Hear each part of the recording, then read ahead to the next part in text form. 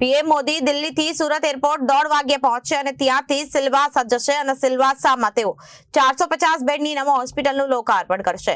તેની સાથે 650 બેડની ક્ષમતા ધરાવતા બીજા તબક્કાનું ભૂમિપૂજન પણ કરશે. ગંગટોક બાદ દેશના બીજા નંબરના દરિયા કિનારે આવેલા દમણનું એડવાન્સ નાઇટ માર્કેટિંગ અને દેવકા કિનારે આવેલી ટોચ ટ્રેન અને પંચાયત ઘર અને દીવમાં સર્કિટ હાઉસ એમ 4 અન્ય કાર્યોનું લોકાર્પણ કરશે.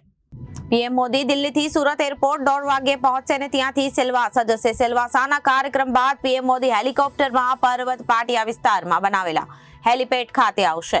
ત્યાંથી અંદાજે 3 કિલોમીટર સુધીનું રોડ શો કરી લિંબાયતના નીલગિરી ગ્રાઉન્ડ ખાતે પહોંચશે અને આ રોડ શો માટે 3 સ્ટેજ ઊભા કરી અલગ અલગ રાજ્યની સંસ્કૃતિઓ રજૂ કરવામાં આવશે, જેમાં અંદાજે 1 લાખ લોકો ઉમટે એવી શક્યતા છે. શુક્રવારની સાંજથી લઈ શનિવારની સવાર સુધીમાં એટલે કે નવસારી જવા નીકળે ત્યાં સુધીમાં 28 કિલોમીટરના રૂટ પર વડાપ્રધાન ગાડીમાં ફરશે.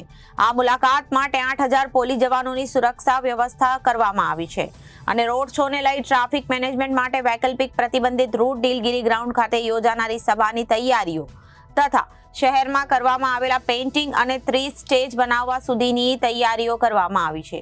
પીએમની સુરક્ષા માટે 5000 સ્થાનિક પોલીસ ઉપરાંત અન્ય શહેર જિલ્લાની 3000થી વધુ પોલીસ તૈનાત રહેશે. આઈપીએસથી લઈ પીએસઆઈ સુધી 500થી વધુ ઉચ્ચ પોલીસ અધિકારીઓને મૂકવામાં આવ્યા છે.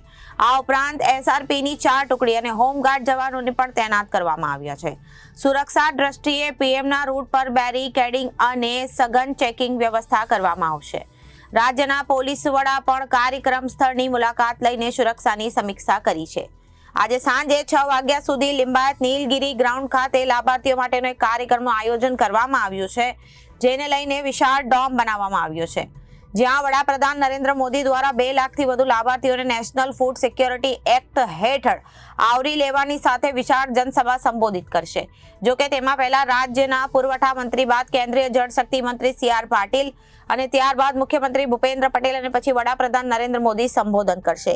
જાહેર કાર્યક્રમ પૂરો થયા બાદ પીએમ મોદી 11 કિલોમીટરનું અંતર કાપી અઠવા લાઇન સ્થિત સર્કિટ હાઉસ પહોંચશે, જ્યાં રાત્રિ રોકાણ કરશે. આ દરમિયાન તેઓ સુરતના ઉદ્યોગપતિ અને આગેવાનો સાથે મુલાકાત કરશે. આ મુલાકાતમાં શહેરના ઉદ્યોગ અને વિકાસ પ્રોજેક્ટ અંગે ચર્ચા કરી શકે છે. ત્યારબાદ 14 કિલોમીટરનું અંતર કાપી સુરત એરપોર્ટ પહોંચશે અને ત્યાંથી નવસારી કાર્યક્રમ માટે રવાના થશે. Bureau report, Janadesh news, Surat.